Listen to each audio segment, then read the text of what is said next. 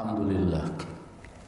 Alhamdulillahilladzi alafa baina qulubina fa asbahna bi ni'matihi ikhwana. Asyhadu an la ilaha illallah wahdah la syarikalah wa asyhadu anna Muhammadan abduhu wa rasuluh la nabiyya ba'da. Allahumma shalli wa sallim wa barik ala Muhammadin wa ala alihi wa sahbihi ajma'in, amma ba'd.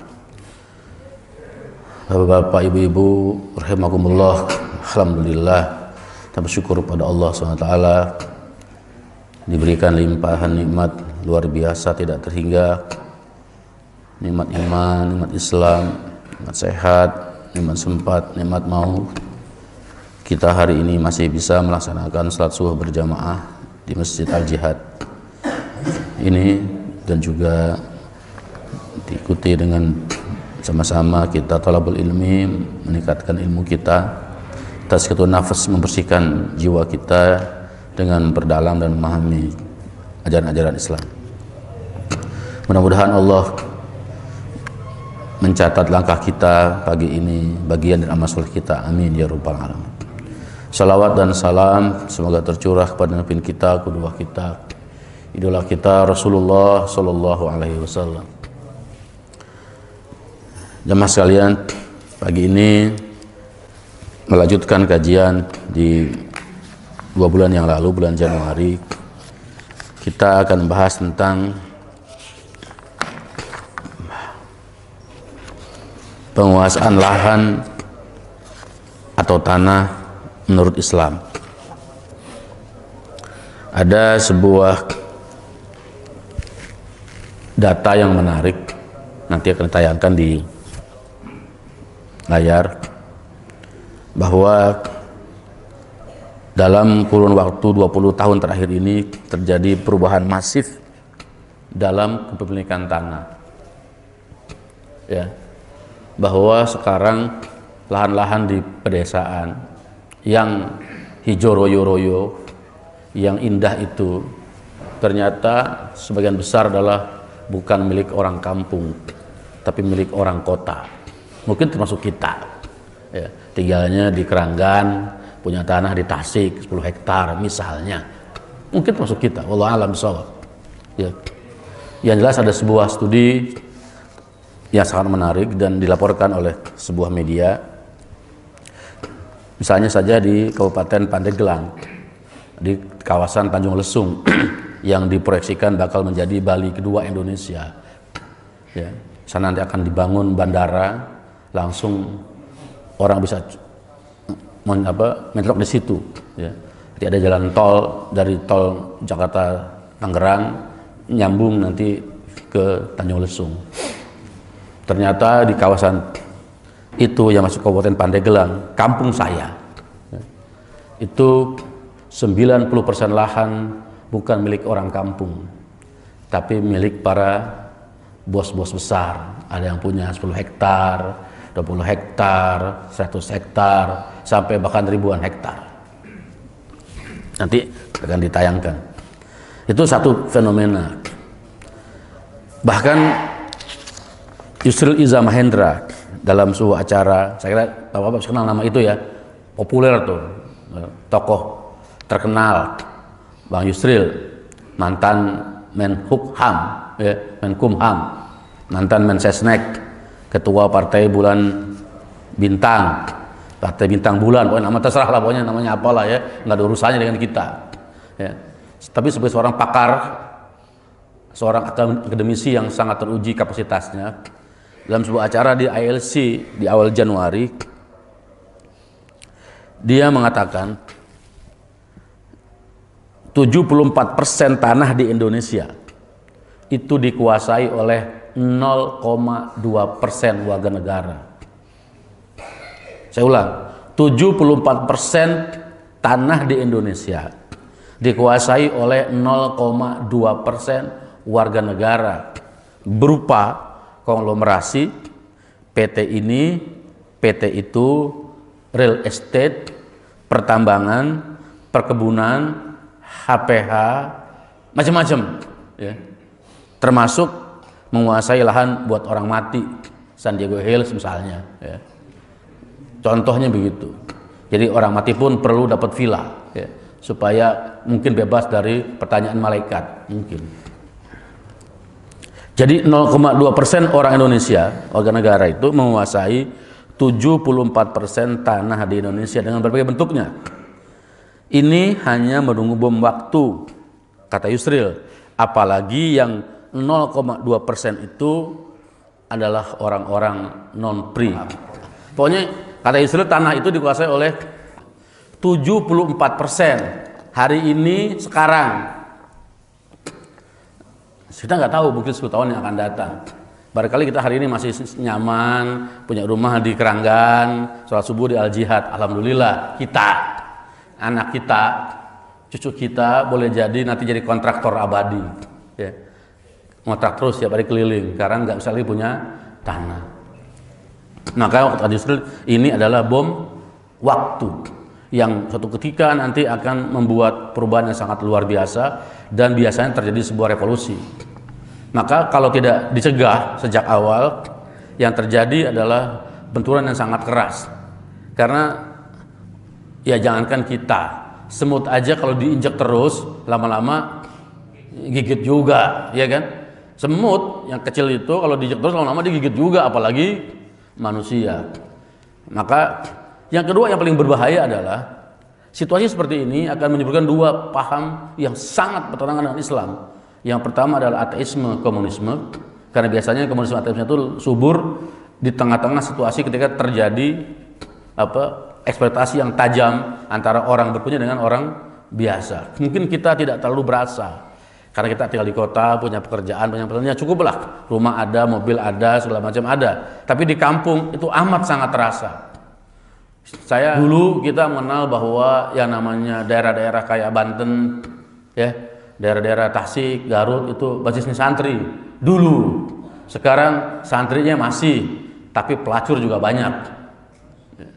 Kenapa? Itu ekses dari kemiskinan. Mereka tidak punya tanah. Ya, nanti bapak-bapak kalau bapak buka di YouTube itu ada banyak ratusan kasus.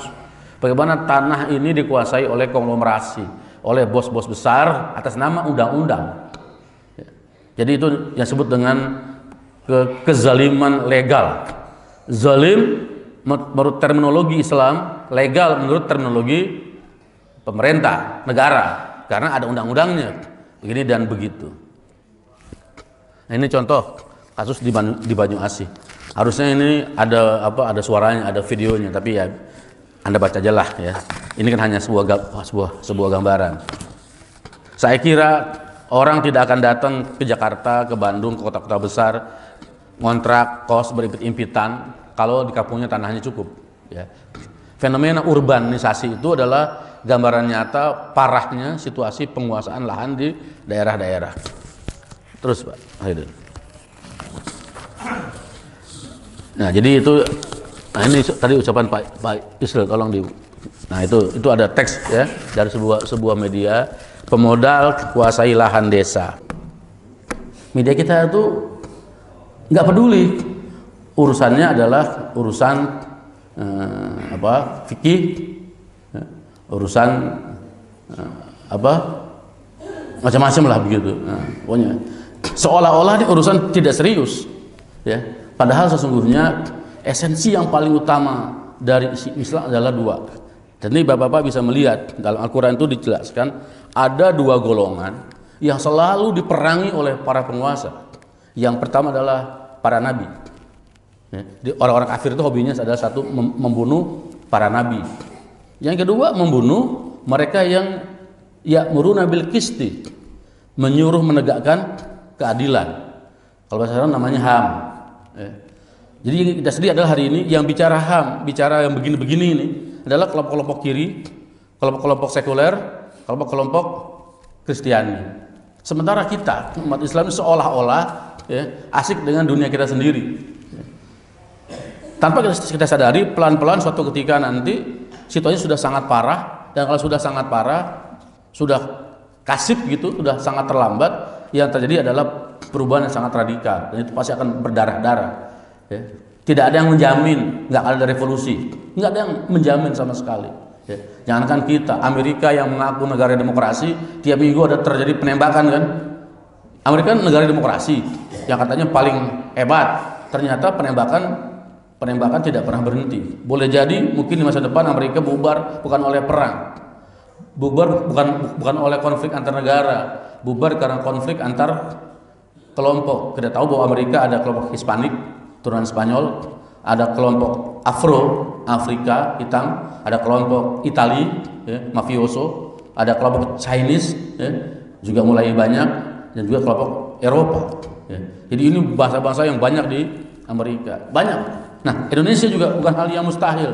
Dulu pernah saya ulas kira-kira 3-4 bulan yang lalu bahwa komunisme ya, sekarang sudah bersalin rupa, tidak lagi dalam bentuk yang dulu, yang kumuh, garang, enggak lagi. Tapi sekarang komunisme bersalin rupa dalam bentuk yang lebih santun, senyum, dan ngasih duit. Kalau dulu kan komunisme itu masuknya ngambil duit, kalau sekarang dia ngasih duit, mancing, sama kayak rentenir. Ya. Rentenir kan babnya ngasih duit kan, butuh duit, gampang. Kalau susah pakai ini, kalau sama saya mah gampang. Datang sekarang juga keluar, gampang awalnya, susah setelahnya. Ya. Itulah sekarang sedang terjadi pada kita. Ya. Ketika negara lain sulit memberikan dana, Cina itu tidak terkira-kira, berapa lo mau gue kasih. Ya. Berapa kita butuh akan diberi. Maka sekarang banyak proyek-proyek yang dibiayai oleh Cina. Dan Cina apapun adalah komunis. Bahwa sekarang dia sedang bersalin rupa itu soal lain. Dan Cina hari ini adalah negara nomor 2 ekonomi terkuat di dunia. Mantan Perdana Menteri Inggris pada Perang Dunia Kedua, Winston Churchill, dulu mengatakan, biarkanlah Tiongkok itu tidur. Kalau dia bangun, kita akan menderita. Kata dia itu dulu, biarlah Tiongkok itu tidur. Kan dulu masih tidur tuh. Ya. Kalau dia bangun, kita akan menderita. Ya. Sekarang sudah kelihatan. Sekarang betapa misalnya dulu ada IMF, World Bank, buatan Amerika, Eropa, Inggris. Sekarang sudah ada namanya AIIB, ya, Asian Infrastructure and Industrial Bank, ya, bank yang membiayai infrastruktur dan industri di seluruh negara. Ya, ini sangat luar biasa. Nah, ternyata negara yang menjadi sasaran tembak paling top adalah Indonesia. Indonesia ini luar biasa. Penduduknya banyak. Orang bisnis pasti berpikir di mana banyak orang, di situ ada fulus kan? Ya, mana ada orang mau dagang tempat yang sepi. Kenapa orang dagangnya di pinggir jalan Keranggan? Banyak orang coba dagang di atas gunung. Yang beli kuntilanak gitu. Ya. Nggak ada. Kalau dia dagang di tempat yang ramai pasti akan banyak. Nah, Indonesia ini adalah negara yang luar biasa. Di Asia Pasifik kita adalah negara dengan sasarannya sangat luar biasa. Nah, ini yang harus kita perhatikan. Satu, itu lahan. Sekarang desa bukan lagi menjadi produsen. Dulu waktu saya kecil diajarin di SD, pepaya, mangga, pisang, jambu dibeli dari pasar Minggu, gitu ya. Di desa banyak penjualnya, di kota banyak pembelinya dulu. Ya. Sekarang orang kampung nggak makan payak lagi, nggak makan jambu lagi, makannya Indomie, ciki, ya kan, wafer, gitu ya, biskuit, kongguan. Yang terjadi adalah sekarang desa tidak menjadi produsen. Jadi pertumbuhan ekonomi di kota yang besar itu tidak berdampak kepada desa. Kalau desa itu kayak dulu produsen, di mana yang dijual di kota adalah karya orang desa, akan terjadi penyebaran kemakmuran, meningkat bisnis di kota, ekonomi pasti akan berdampak ke pedesaan. Kalau sekarang tidak. Sekarang desa justru menjadi pasar, dibikin pabrik, ya, dijual ke desa. Justru orang desa lebih rakus daripada orang kota. Bapak-bapak kalau nggak percaya, besok kalau pulang kampung keliling lah ke tetangga. Hari ini anak-anak kita di kampung itu umur 20 ke bawah, nggak mau lagi makan pakai sambal terasi, ya, sayur asem sama ikan nila goreng, nggak ada. Ya ada fried chicken. Nah, jadi Jadi kalau nggak fried chicken agak keren, ya. Itu fried chicken. Ya. Itu sudah biasa. Mereka nggak lagi kalau yang namanya snack itu jagung bakar, ganyong, pisang rebus, nggak lagi. Yang ada sekarang adalah wafer, ya. Apalagi biskuit Roma, ya. Apalagi itu, yang kayak gitu-gitu, yang keren-keren, brownies, ya. Brownies, ya. Macam-macam. Intinya adalah bahwa sudah terjadi perubahan yang radikal, bahwa desa hari ini adalah pasar terbesar bagi ekonomi. Itulah mengapa produk mie luar biasa merajalela. Saya sering ke daerah-daerah kalau membina para petani, saya kadang menangis, ya. Jadi anak-anak itu nggak lagi makan yang sehat, ya. Minumannya itu adalah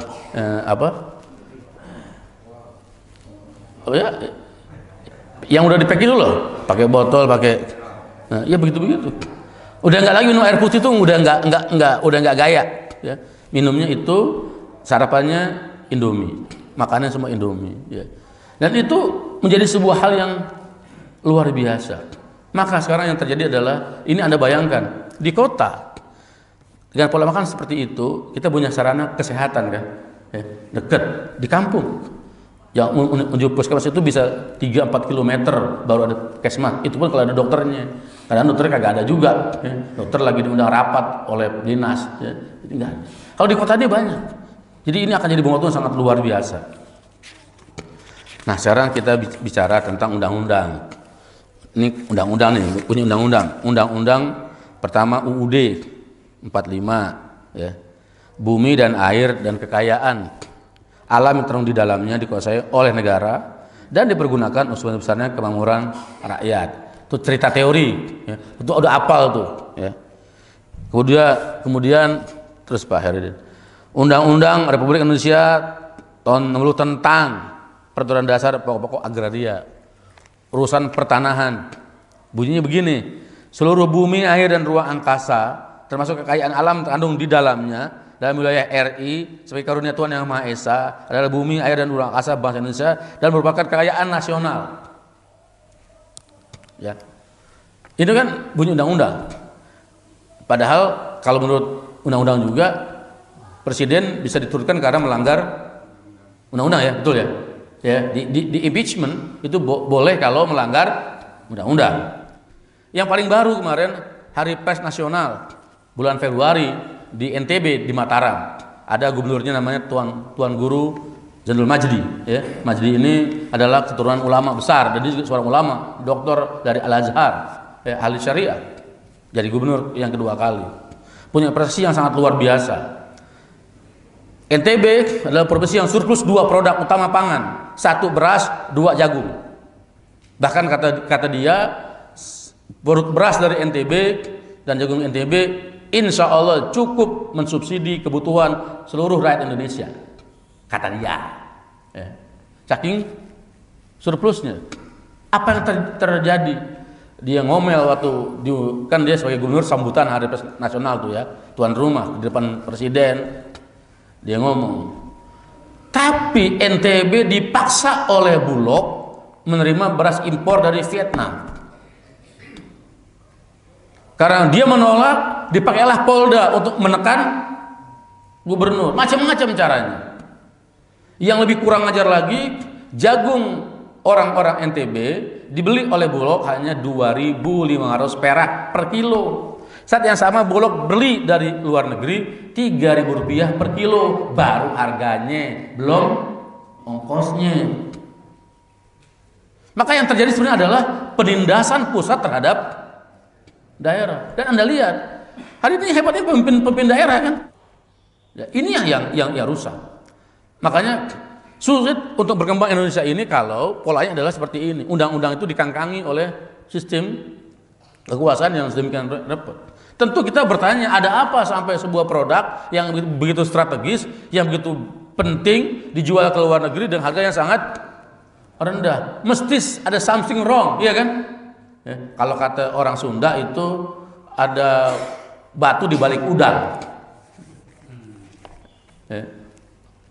Ada batunya di balik udang. Ya.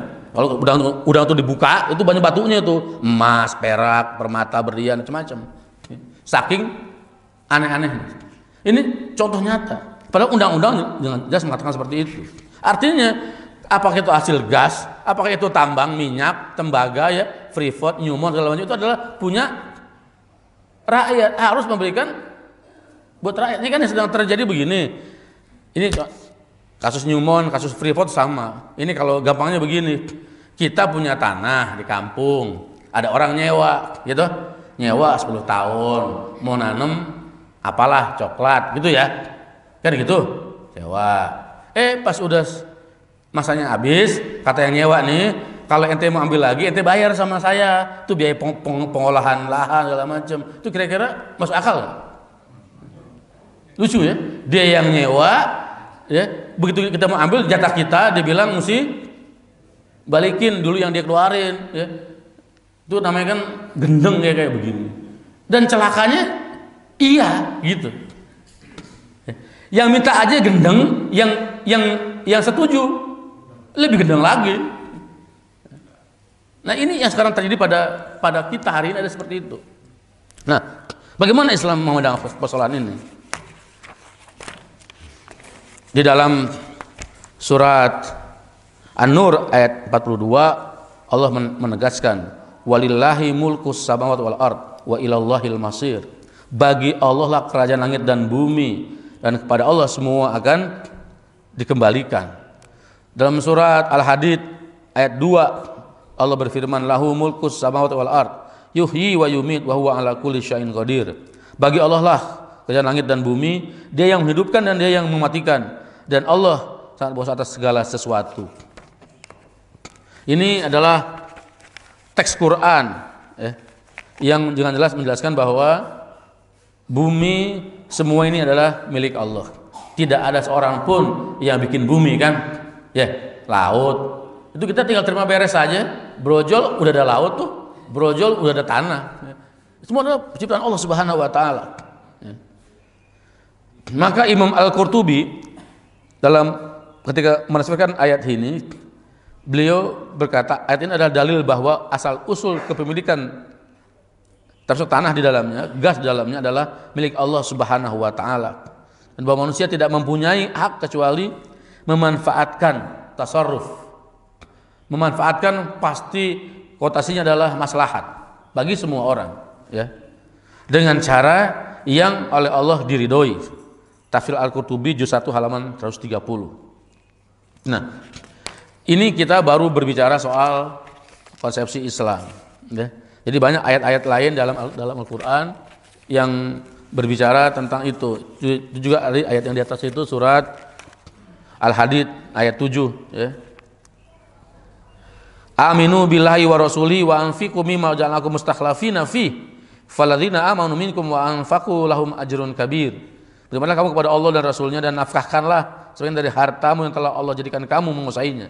Jadi kita ini oleh Allah dijadikan sebagai khalifatul fil ard yang menguasai alam semestawi ini yang Allah ciptakan buat kita semua. Semua tadi dibaca oleh Ustaz Asli ayatnya dalam surat Luqman itu ayat 20, ya. Bahwa kamu tidak melihat Allah telah mencukupkan bagi kamu, ya, telah mentasirkan, menyiapkan bagi kamu apa yang langit dan apa yang ada di bumi, dan mencukupkan buat kamu nikmatnya lahir dan batin.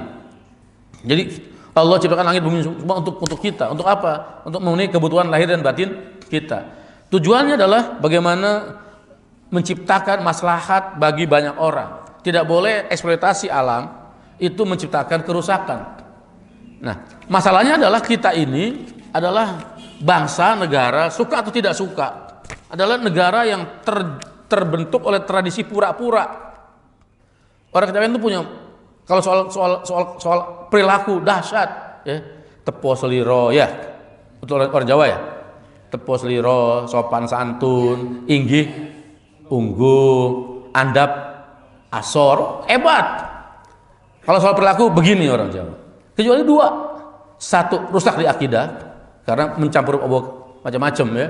Jadi keris, Gunung Kawi, Gunung Kidul, ya, Nyai Roro Kidul, ya, semua ada, ya. Akidah rusak. Jadi di awal dan di ujung, di tengahnya bagus. Di awalnya rusak dari akidah dan di ujungnya orang Jawa tidak mengenal jihad, yang ada adalah isolasi. uzlah, mengisolasi diri.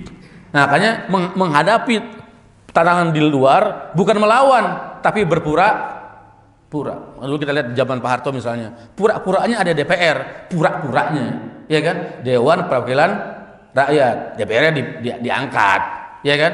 Yang mau dipilih di screening dulu kan, oleh Kopkamtib, oleh Bakin, ini nggak boleh, ini nggak boleh. Dulu Parmusi begitu berdiri, ya, pengen mengangkat Pak Rum jadi ketua partai kan, mantan tokoh Masyumi, nggak boleh. Lagi nih nggak boleh, ini nggak boleh. Akhirnya lama-lama yang menguasai adalah seorang jaksa, ya, seorang pegawai negeri yang di bawah kendali penguasa. Jadi ketua partai Islam disetel oleh wakil kepala Bakin. Jadi pura-pura. Ada DPR pura-pura. Mesti di-setel dulu. Alhamdulillah yang setel kagak mau. Muncul dulu Buya Hamka. Kemudian mengharamkan Natal bersama. Gaduh, ribut. Kemudian dibikin KPK. Pura-puranya ini pura-puranya beratas korupsi, pura-puranya. Ya. Maka dulu dipilih, oke, KPK itu desain pilihlah anak kucing, ya, punya taring, punya cakar, tapi kucing, kucing itu nggak bakal nyakar tuannya, nggak ada ceritanya. Takdir Allah yang terpilih anak macan, tapi kan macan, ya kan? Kalau kucing biar gede ya kucing, ya kan? Kalau anak macan tetap namanya anak. Tiba-tiba nangkap sana, nangkap sini, makanya dia perlu direvisi gitu. Ya, jadi ini negara pura-pura. Yang terbaru plastik berbayar, ya. Kita mesti go green, jaga lingkungan, gitu keren kan? Buah saja kan tinggi itu. Maka untuk itu plastik mesti dikurangi. Bayar 200 perak. 200 perak buat orang kaya gak ada harganya. Satu cangkir kopi Vietnam di Grand Indonesia itu si Mirna itu 38.000 baru harganya, belum pajaknya, ya. Jadi satu cangkir kopi Vietnam itu bisa beli 200 plastik, ya. Dan Anda tahu bahwa ternyata 60% plastik itu impor, bukan lokal. Ini pura-puranya go green, ya. Pokoknya kan di depan orang keren, media, ya. Kenyataannya nggak ada apa-apa, ya. Orang belanja 2-3 plastik ya 600 perak, sama juga sudah dipotong tuh Anda belanja di mall, ya kan? Ya kan gitu. Kalau misalnya kurangnya 400 kan gitu, mudah-mudahan uangnya atau mau disumbangkan atau diganti permen ini tuh, ya. Nggak ada apa-apa, nggak ada apa-apa. Ini ada sistem pura-pura karena dulunya tradisi pura-pura. Maka hari itu kita juga diajari untuk berpura-pura, pura-pura bener, pura-pura bersih. Belakangnya Allahu a'lam, kita tidak pernah melihat. Nah, dan pura-pura itu dalam Islam adalah yang paling, kalau antum belajar dulu di madrasah itu pelajaran itu ibtidai kelas 1. Anak saya dulu waktu umur 7 tahun masuk madrasah, diajari sama gurunya ustadz, ya. Dia bilang apa? Alaikum bisidqi fa inna sidqa yahdi ilal jannah. Atas kamu wajib jujur. Jujur itu mengajarkan ke surga. Gitu ya. Di ujungnya dikatakan iyyakum wal kadzib. Hati-hati kamu dengan dusta. Karena dusta itu mengajak ke neraka. Maka seorang itu selalu berkata benar, maka dia dikatakan shadikon, si benar, sidik. Itulah para nabi.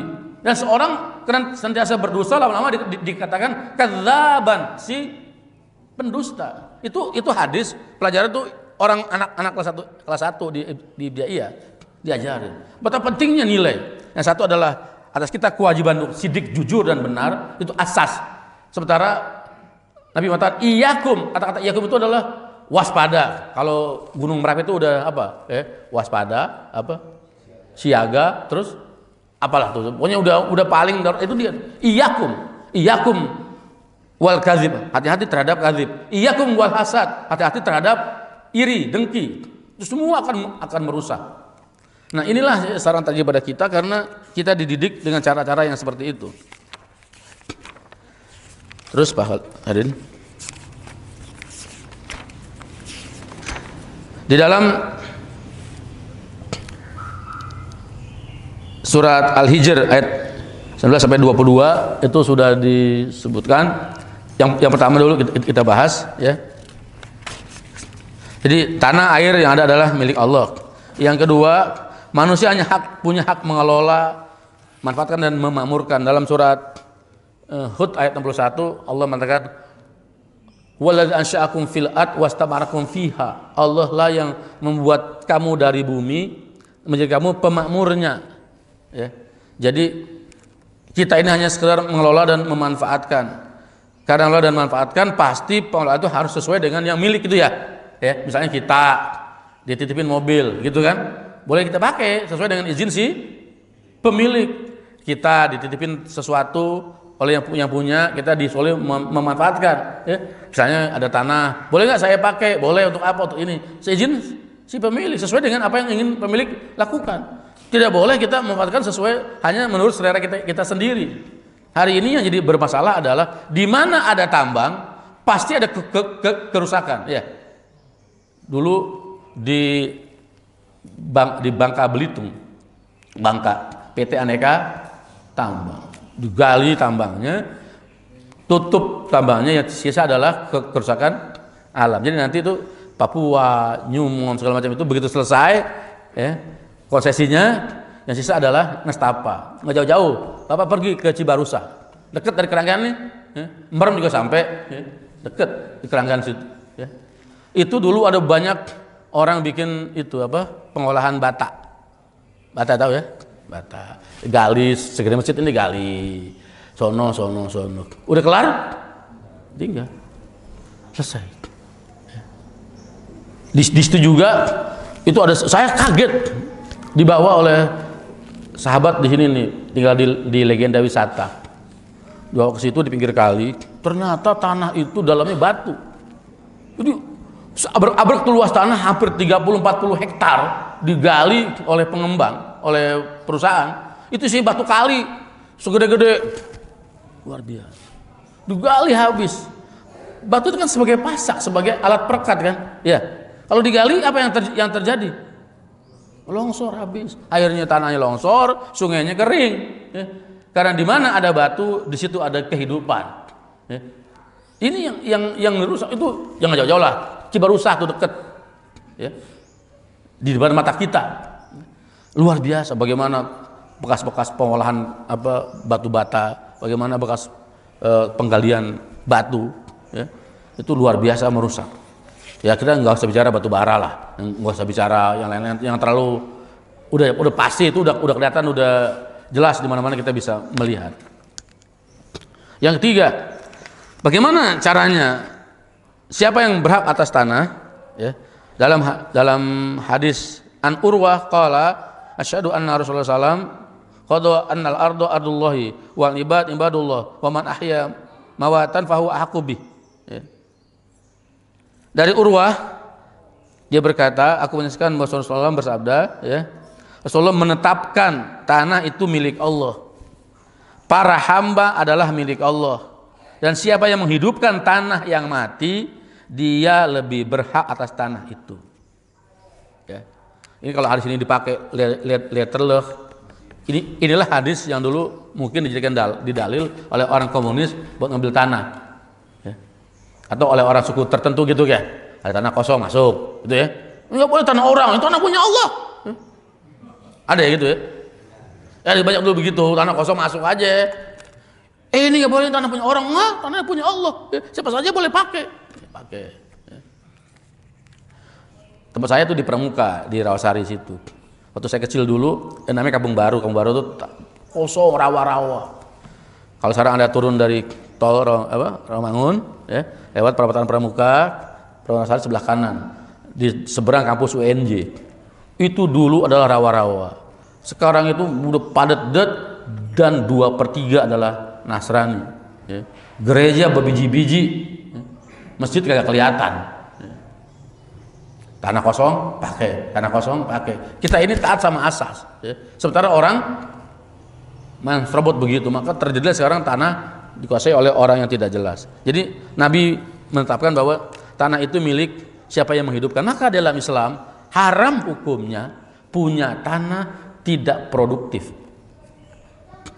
Umar bin Khattab ketika jadi khalifah menggelar program kalau sekarang namanya land reform, ya.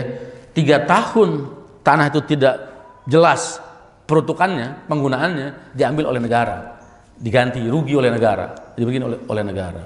Jadi nggak boleh tanah tuh ini mau bikin bandara tuh, bandara Kertajati di Majalengka. Hari ini tanah dari mulai Jakarta sampai Majalengka itu kosong melompong kan.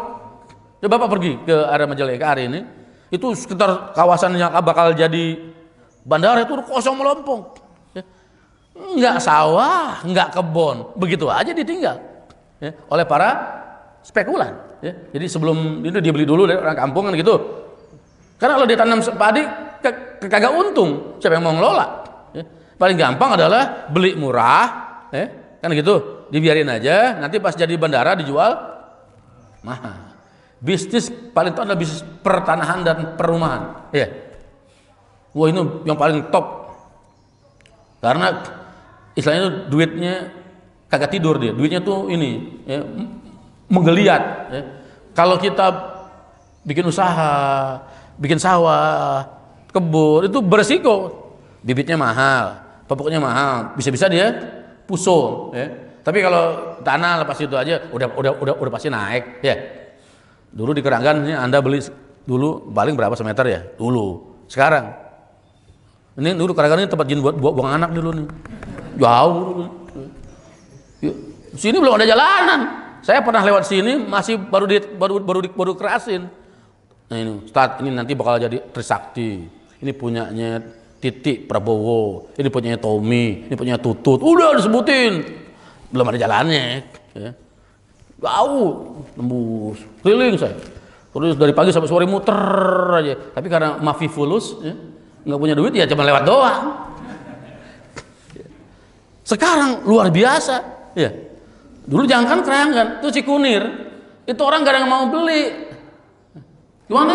Cikunir. Waduh, nggak kebayang. Sekarang orang tinggal, saya pernah ngisi training di Subang. Ternyata banyak karyawan-karyawan kerja di Sunter, ya, di Priok, itu tinggalnya di Subang. Jadi pergi subuh sampai sini jam 9, kerja pulang sore apalagi sampai sana jam 10. Begitu aja bolak-balik. Dia bilang, "Bapak betah." Gimana lagi? Rakyat kecil. Jakarta kan nggak mampu beli tanah. Ya tinggal di kampung sana. Tapi sekarang ini udah nggak aneh. Kerja di Jakarta, rumahnya di Subang, Purwakarta, ya, di Balaraja, ya. Nanti nggak lama lagi di Maja, begitu nanti di Anyer, ya. Saking ke pinggir. Kenapa? Karena tadi sistemnya salah. Dalam Islam tanah itu dikuasai oleh negara yang ngatur, sehingga jelas peruntukannya. Kita juga ada sebenarnya RUTR kan ada, tapi itu semuanya di atas kertas, ya. Coba Anda bayangkan, Bapak-bapak pasti belajar di luar negeri itu. Negara itu punya ngatur. Semakin kecil jabatan seorang di kantor, semakin dekat rumahnya dengan kantor kan? Ya, office boy, terus resepsionis, itu mesti dekat dari kantor tuh. Dikasih apartemen. Apartemen itu buat orang kecil, ya. Dekat kota. Karena dia datang paling dulu, pulang paling belakang. Bos tuh jauh. Kenapa? Punya mobil, fasilitas ada supir. Jadi tinggal duduk manis tidur sampai gitu. Di sini dibalik, makin dia cimit, kecil, makin jauh. Jadi office boy di Juanda, di Monas itu, tinggalnya di Bojongkenyot, sono jauh. Naik ini dulu, naik angkot, naik kereta, susah. Telat dikit diomelin, potong gaji. Ya. Kan sekarang banyak yang outsourcing kan? Ya. Udah nggak telat aja, kalau dia tuh disiplin, rajin, dipotong juga buat outsourcing. Apalagi dia telat, potong lagi. Ini yang bikin sistem menjadi rusak. Tanah, ya. Jadi Nabi menetapkan siapa yang memiliki, yang pertama kali menghidupkan dia yang memiliki. Nah, karena itu negara mesti mengatur, tidak boleh ada tanah-tanah yang tidak produktif, ya. Harusnya presiden, menteri itu ngatur. Itu tanah spekulan tuh dari mulai Jakarta ini, ya, sampai Purwakarta itu kan tanah kosong kanan kiri tuh, ya. dimiliki tapi nggak dibangun oleh orang, ya. Ambil alih oleh negara. Kalau kita berbicara tentang sistem, orang selalu mengatakan republik itu lebih bagus daripada kerajaan, gitu ya, daripada kesultanan. Karena itu adalah demokrasi, sultan itu adalah tirani. Tidak juga. Ya. Anda pergi ke Oman itu ada Sultan Qaboos. Ya.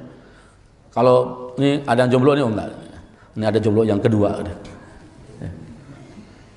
Di Qaboos di Oman itu, kalau orang nikah, itu negara memberikan tanah 400 meter jatah dia. Dan tanah itu dekat dengan pilihannya dia dua, dekat dengan keluarganya, atau dekat dengan tempat kerjanya. Ya. Negara yang ngatur. Jadi begitu kawin, tanda tangan, akad nikah selesai, dapat sertifikat, ambil tanah di sono, jatah ente itu. Coba ada nggak di kita kira-kira begitu? Di kita juga ada, ya, ada itu. Jadi sekarang kalau canda begini, candaan, jangan serius. Kalau dulu orang Betawi mau naik haji jual tanah, kalau sekarang enggak, jual got aja.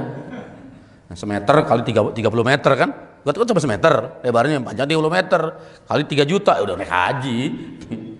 Kalau dulu kan jual tanah, ya, sekarang jual got. Saking sudah mahalnya harga tanah. Di tempat saya, itu saya kaget. Ya. Orang Betawi situ nggak mau jual tanah, kenapa? Karena ditawar cuma 5 juta perak dalam gang kecil. Kenapa? Emang kemurahan? Iyalah start katanya. Sekarang di pasaran udah 8 juta semeter.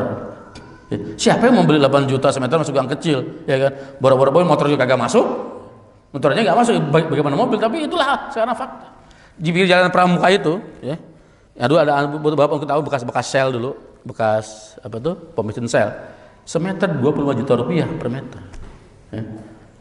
Jadi kalau kita punya duit 25 juta, beli semeter, ya, 1 kali 1. Ya. Jadi kalau beli kamar kos aja 3 kali 3 9 meter sudah hampir 200 juta baru tanahnya, belum bangun. Ini sistem pada saat yang sama. Pada saat yang sama, gaji buruh itu sangat rendah, ya kan? Kira-kira oleh kita kebayang nggak kalau kita punya anak nih, jangan sampai lah ya. Kalau misalnya ada orang saudara kita jadi buruh, lulus SMA di kampung jadi buruh. 3 juta rupiah UMP, UMR, ya. Kira-kira bisa beli rumah nggak itu? Sulit. Rumah sekarang paling murah ada di situnya, ditulis di spanduknya, ya. Tanah murah, hanya 20 menit dari Jakarta kalau nggak macet. Emang iya kalau macet, kalau itu disebut murah, hanya 300.000 cicilannya per hari, bukan per bulan, per hari. Padahal semua orang belajar dalam teori ilmu ekonomi itu dipelajarin kredit itu hanya boleh maksimal 30% dari pendapatan, kan gitu. Ya, 50% itu buat hidup, 30% itu buat cicil-cicil, 20% itu buat bla bla bla gitu. Lah kalau cicilan lu 1,5 juta itu sudah 50% dari gaji si buruh. Makanya apa? Pengen makan daun? Nggak mungkin. Ya. Susah. Nah, ini buruh berapa juta buruh? Ini akan jadi bom waktu. Suatu ketika ini harga tidak terkendali, pendapatan di pas-pasan, mau tidak mau akan terjadi revolusi. Dan ini berbahaya. Kalau revolusi terjadi, korbannya bukan cuma orang yang zalim, semua orang akan jadi korban. Ini kalau pemerintah kagak dia memelihara bom waktu. Ya. Sekarang kan semuanya kan anyap mahasiswa cicing wae, ya kan? Media happy semua sudah ditutup. Ya. Karena ada grand design, suatu ketika nanti Indonesia ini harus jadi negara yang sekuler. Makanya Anda lihat LGBT sekarang unjuk gigi. Itu bukan ujuk-ujuk, itu namanya test case, ya. Jadi ngetes, shoot, oh masih bereaksi, tahan dulu. Biasa, ya, ngetes. Namanya kalau dalam bahasa itu namanya proof balon, door. Orang jangan, berarti dia masih pada tuh. Ya. Ini serius, ini LGBT semua. Nanti suatu ketika akan masuk. Ya, bahwa aslinya itu udah kita mengajarkan bahwa Presiden Indonesia adalah orang Indonesia aslinya diganti. dibuang. Ya. Di sekarang boleh nggak asli dah, KW boleh, ya. Kan ada desa asli, ada desa KW kan. Ya. Semua kan sekarang ada KW-KW-an. Ya.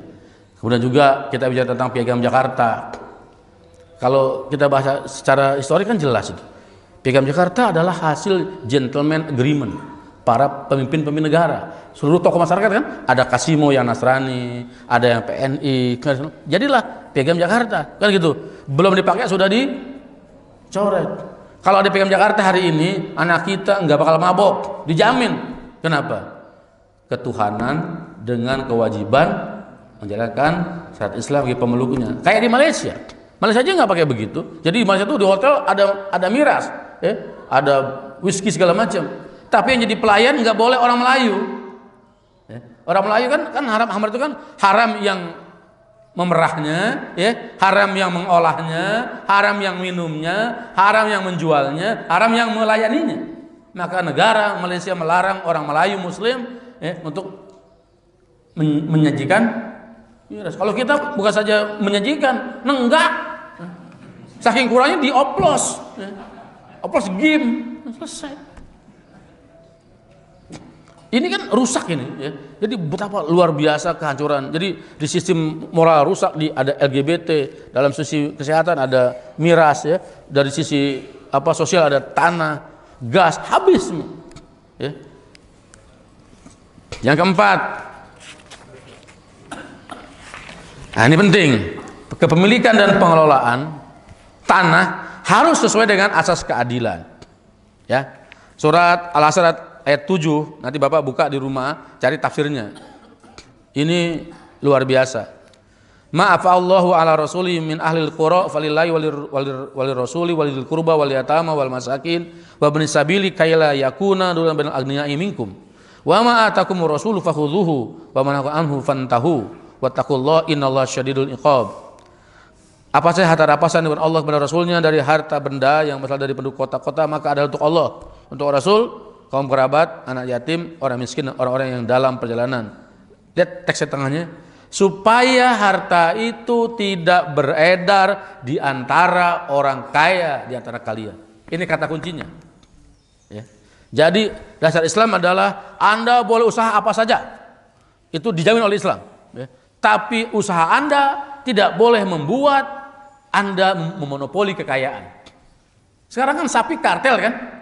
Sapi kartel, garam kartel, pakan hewan kartel, mie kartel, yang impor gandum dia, mengolah gandum jadi tepung dia, yang bikin mie dia, distributornya dia, Indomaretnya dia, ya. Jadi dari ujung. Anda tahu bahwa satu Indomaret itu bisa membunuh 50 sampai 100 warung-warung kecil. Ya. Ya. Kalau dulu teman kita buka warung kecil, ya mungkin harganya beda-beda cepek lah ya, 100 perak. Tapi dia buat makan keluarganya. Istri, anak makan. Indomaret ditampunglah 10 pegawai baru. Tapi yang dibunuh sekian 10 warung. Berapa orang yang hidup dari warung itu? Dulu saya marah, seorang kawan politisi. Sekarang jadi pejabat tinggi. Aduh, Bang, ini gimana nih? Gajiannya kan gede sih, lumayan di DPRD, tapi kan dipotong partai.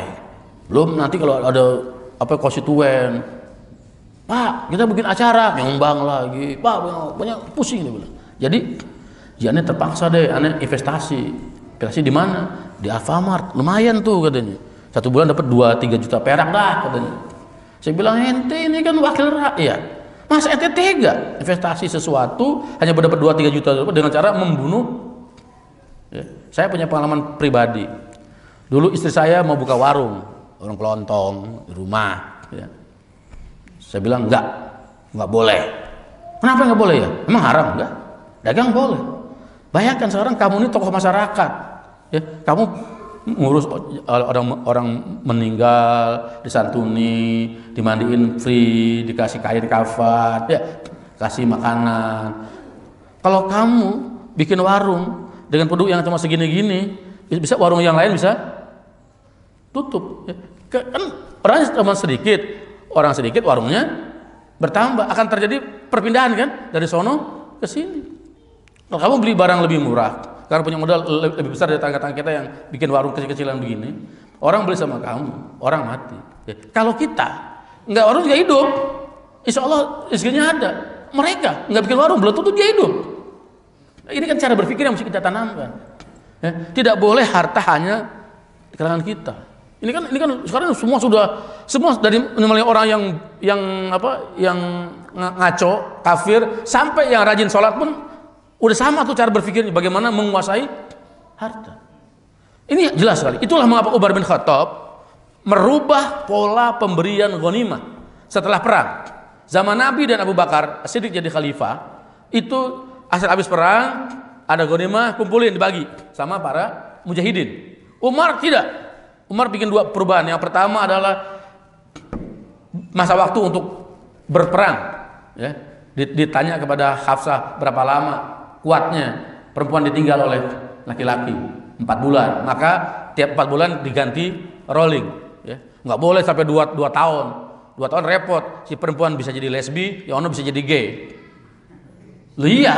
Kalau laki-laki ketemu di asrama laki-laki, satu tenda, satu kemah, ya kan? Bareng-bareng, emang tahan. 90% gay lesbi itu bukan genetik, bukan kromosom, tapi adalah lingkungan situasional. Ada seorang akhwat cantik, soleha, aktivis dakwah, ikut bela diri, bakbuk. Gurunya juga perempuan juga, karena sering berlatih jalan-jalan, ya, keluar kota, kan gitu, tidur di tenda yang sama, ya. Sering-sering lama-lama jadi lesbi. Ya. Yang ngomong kemarin Reza Indragiri Amril, ahli psikologi forensik, kalau Anda kenal tuh, ya, waktu ngomong kemarin soal LGBT, ya. Saiful Jamil yang ada judulnya tuh, aduh Bang Ipul tuh di DLC, ya. Itu dia bilang 90% itu LGBT bukan karena genetik, bukan faktor dalam, tapi faktor luar. Dan itu terjadi. Jadi kalau tentara itu berjuang lama, ya, sesama laki-laki, perempuan juga di rumah sesama perempuan, berbahaya. Makanya 4 bulan digilai Umar. Inilah yang orang Syiah dianggap Umar membuat bid'ah karena mengganti cara menurut Rasulullah. Yang kedua, Umar membatalkan pembagian ghanimah kepada para mujahidin. Jadi nggak ada lagi ghanimah. Yang ada adalah gaji dan kayak sekarang, gaji, tunjangan, macam-macam. Apa alasan Umar? Karena di zaman Nabi dan zaman Abu Bakar As-Siddiq itu belum luas kekuasaan Islam, masih terbatas. Ghanimah juga sangat sedikit. Tapi di masa Umar itu masa yang gilang gemilang, Persia, Romawi, takluk semua. Itu ghanimahnya nggak kira-kira. Sehingga kalau ghanimah itu hanya dibagikan, tahu ghanimah itu adalah rampasan perang. Kalau ghanimah itu hanya dibagikan kepada orang yang ikut berperang, akan terjadi elit militer yang kaya raya. Ya, maka Umar membuat kebijakan ghanimah stop, diberikan honor, gaji kalau sekarang. Maka harta kembali kepada Baitul Mal, negara yang ngatur. Itulah makanya Umar itu seorang yang sangat jenius. Dia berani dan dia pintar menafsirkan ayat dalam konteks yang real. Ini dasarnya. Tidak boleh harta itu hanya beredar di kalangan orang kaya. Maka kalau ada sistem atau apa saja struktur kekuasaan yang menciptakan sistem dan iklim di mana harta itu hanya milik orang kaya, dia mesti dilawan. Kenapa melawan? Karena ini adalah kezaliman yang luar biasa, masif dan struktural. Ada 3 jenis kezaliman. Yang pertama, zalimu li nafsi, zalim kepada diri sendiri. Semua kita pasti pernah berbuat zalim, ya. Nggak mungkin nggak zalim, nggak ada orang tidak berbuat zalim, ya.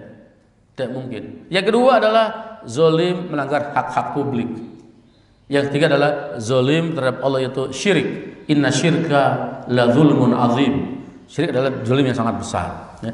Yang pertama, hal itu terjadi, pasti akan terjadi, itu relatif kecil. Dampaknya itu bisa kita atasi. Tapi kalau kezaliman telah struktural, sistemik, masif, repot. Setiap pendekatan di luar batas keadilan adalah kezaliman, dan setiap kezaliman, apalagi yang bersifat struktural dan sistemik, wajib dilawan. Ya. Kenapa? Karena Allah berfirman dalam surat Al-Qasas ayat 59. Wa makana rabbuka muhlikal qura, Al-Qasas 59, Wa makana rabbuka mulikal qura hatta yab'atsa fi ummiha rasulan yaslu alaihim ayatina wa ma kunna muhlikil qura illa wa ahluha dzalimun. Dan tidaklah Tuhanmu membinasakan kota-kota sebelum dia mengutus ibu kota itu seorang rasul yang membacakan ayat-ayat kami kepada mereka. Dan tidak pernah kami Allah masukkan kota-kota kecuali penduduknya dalam keadaan kezaliman. Ingat ya, bukan zalim tapi zalimun, sistemik, struktural. Kezaliman individu pasti ada, nggak mungkin habis, mustahil. Karena kita dan tempatnya kesalahan. Yang dilarang adalah kezaliman yang sistemik dan terstruktur. Maka dia mesti dilawan. Kenapa? Kalau dia sudah merajalela, Allah pasti menghancurkan kaum itu, pasti. Nah, kita ini kan pengen hidup aman, pengen hidup damai, maka kita mesti melawan itu supaya Allah tidak turun azab kepada kita. Azab itu kan bisa banyak bentuknya. Ya. Sekarang kita sudah bisa merasakan betapa negara kita cintai ini, ya, yang gasnya itu gak kira-kira banyaknya. Ya. Anda tahu dulu, ini story. Ketika Soviet bubar, ya, hancur kan? Hancur. Rubel itu nggak ada harganya. Mata uang Rusia tuh rubel itu nggak ada harganya. Sehingga tentara Rusia dibayar dengan sayur, ya, dengan buah. Saking uang nggak ada harganya. Di zaman Bolt Yeltsin jadi presiden Rusia, masih ingat dulu? Itu kacaunya Amerika. Naiklah si Putin, mantan kamerat KGB, ya, tentara rahasianya Soviet. Kolonel Putin naik jadi presiden, tangan besi, ditangkapin tuh orang-orang yang kaya-kaya, yang pada jadi orang-orang kaya baru, ya, yang punya gas, punya minyak, ditangkapin. Yang lari kan Roman Abramovich, ya, yang sekarang bikin Chelsea. Bayangin loh, Abramovich cuma punya gas doang tuh bisa punya Chelsea tuh. Kayak nggak kira-kira tuh, itu grup. Dulu kan itu klub Burem pegang oleh Abramovich naik karena beli yang mahal-mahal, ya, pemain bola udah miliar-miliar lah, triliun. Satu itu ada puluhan ratusan di Rusia tangkap oleh Putin, dikembalikan kepada negara. Jadi yang sekarang tuh saya minyak gas itu dibikin oleh negara. Rusia cuma dengan minyak dan gas bisa kembali makmur. Hari ini Rusia jadi kekuatan ekonominya juga hebat di dunia. Negara yang tahun 90-an itu udah hancur, brut. Ya, rubel gak ada harganya, dia bangkit lagi. Kenapa? Walaupun dia kafir, dia berpikir untuk kepentingan rakyatnya. Kalau kita ini adalah otak calo. Kalau calo siapa yang ngasih komisi paling gede? Ya, ya kan? Calo kan begitu. Ya. Nggak peduli, pokoknya paling gede ngasih itu yang. Nah. Dan yang kedua, ini adalah negeri para pengemis. Maka rezeki tukang minta-minta. Ya. Emang ada tukang minta yang tiba-tiba dapat 1 miliar? Ada kan? Ada, kumpulin 100.000, cimit-cimit. Allah telah buat satu skema buat kita. Rezeki suatu bangsa, suatu umat, suatu keluarga, suatu orang tergantung mentalnya.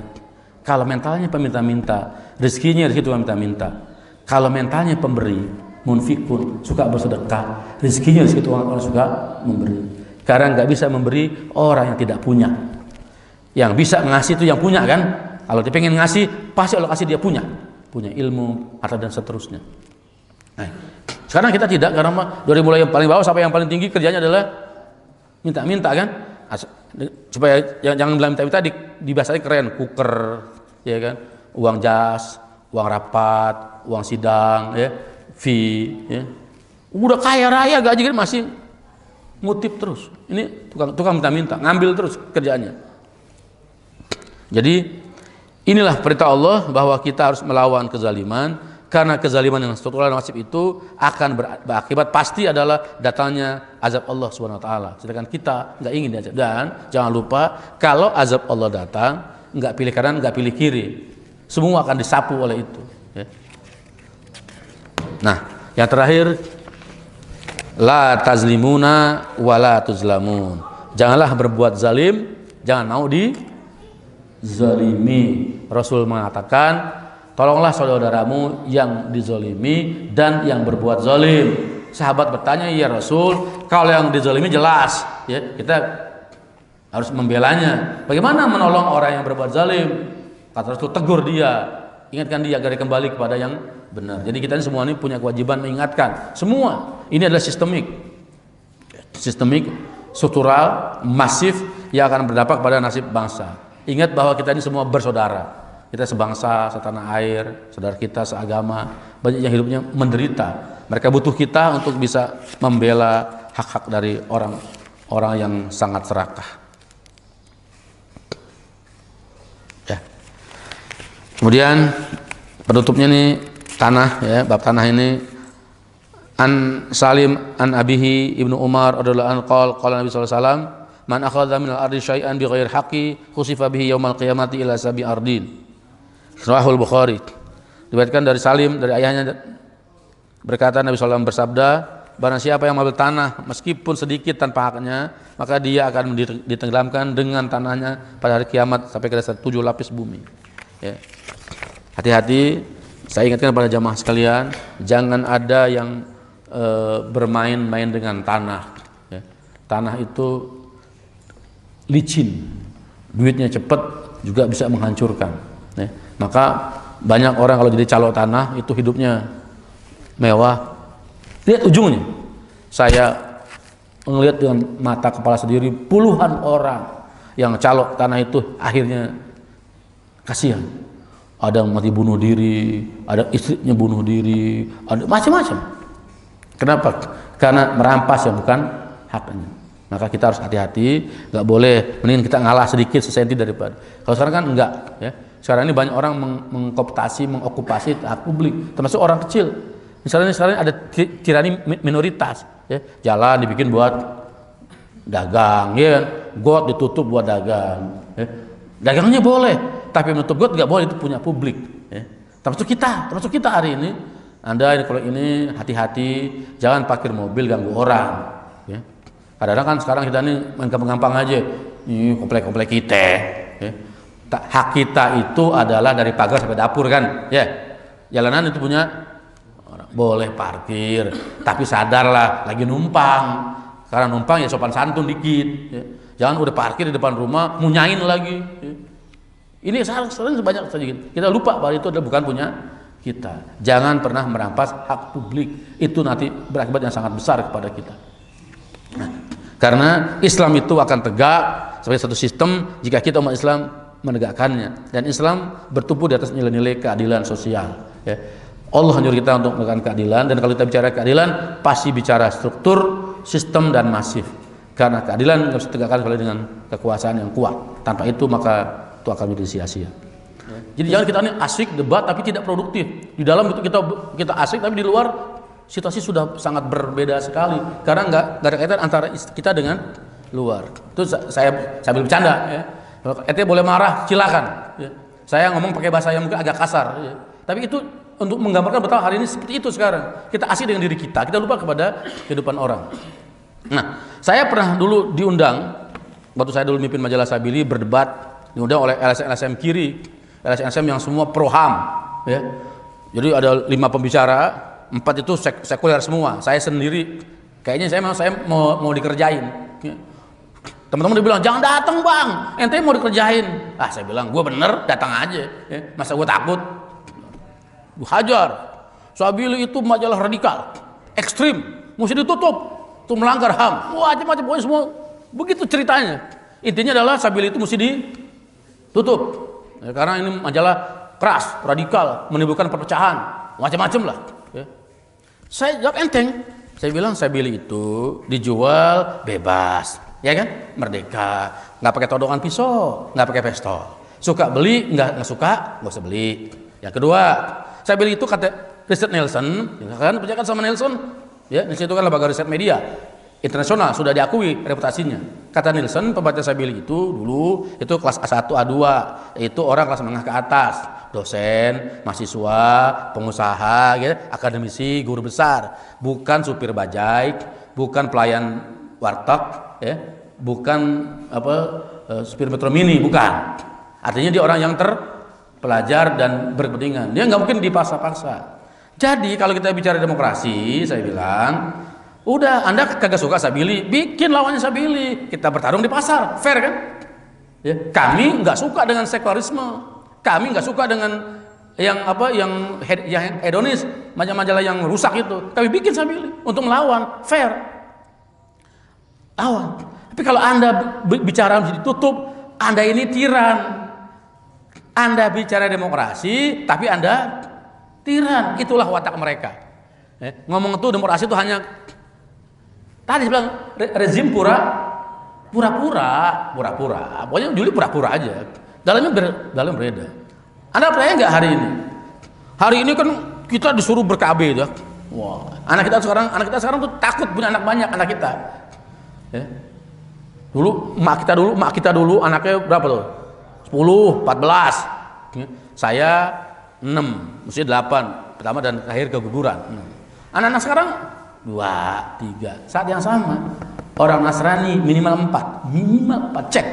Anda boleh periksa. Mereka minimal 4. Supaya apa? Itu automatically kalau banyak orang dia pasti akan menyebar. Mengapa imigran itu dicegah ke Eropa segala macam? Karena udah diprediksi 50 tahun lagi itu kalau imigran itu nggak dicegah, Eropa itu akan jadi Islam, bukan oleh orang bule, oleh migran. Australia kan dulu aborigin, sekarang bule kan? Amerika dulu Indian, sekarang jadi bisa berubah. Makanya KB itu dipompakan di negara-negara Muslim karena bahaya kalau banyak. Tapi justru mereka tidak. KB itu usaha ngatur. Dulu bapak saya pegawai kecil, anaknya 10 hidup semua, sekolah semua. Kenapa? Yakin sama? Ya karena dulu bapak saya nggak kepengen tiap minggu jalan-jalan ke puncak, nggak kepengen kalau 1 minggu lifestyle makan di restoran, enggak, makan di rumah aja. Sekarang ini kan yang jadi ini rusak karena kita punya lifestyle itu membuang yang namanya harga jalan-jalan, harga kesenangan, bukan harga yang prinsip. Nah jadi jawab tadi bapak tadi, apa yang harus kita lakukan? Kita konsolidasi ke dalam, tanamkan visi yang bagus kepada kita bahwa hari ini kita menghadapi situasi yang sangat berbahaya. Kalau kita tidak segera bertindak, berbuat, maka akan makin kita terkooptasi oleh orang lain. Ya. Jadi saya kira Ahok, Haritanu itu adalah by process, by design, tidak ujuk-ujuk. Ya, bagaimana? Kita tidak boleh rasialis. Islam anti rasialisme. Tapi kita membela kebenaran, melawan kezaliman. Kalau ini zalim kita mesti lawan, apapun resikonya. Dan Anda boleh periksa seluruh ulama-ulama yang kita kenal tuh, Imam Hambali, Imam Maliki, imam-imam besar itu semua, itu adalah 90% oposan. Padahal mereka hidup di zaman Islam, di daulah Islam, ya kan? Itu pada hidup di zaman Islam. Zaman Abbasiyah, zaman Umayyah, zaman Seljuk, macam-macam. Bukan di zaman sekuler. Di negara sistemnya Islami, mereka itu adalah oposan. Kenapa? Melawan kezaliman. Sekarang kita di negara yang ya kayak kita sudah. Makanya jangan kita jadi orang yang tadi saya katakan kena budaya. Yang penting kita selamat. Enggak. Kalau kita membiarkan kezaliman, kalau dia sudah itu azab dari Allah, semua kita akan terkena. Oke, saya kira cukup ya.